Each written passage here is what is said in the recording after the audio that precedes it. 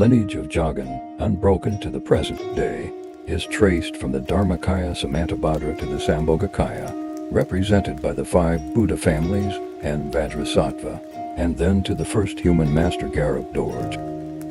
It then passed to Mañjushrimitra at the time of his parinirvana. Garab Dorje ascended into the sky and dissolved into rainbow light. At this, Mañjushrimitra cried out in despair and distress, and made a very beautiful plea. What will become of us now that you are passing away? You are the light of the world.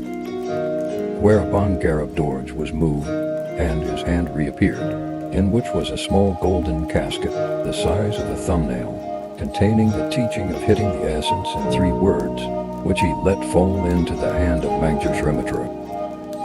As soon as he received it, his mind became the same as the wisdom mind of his master Garab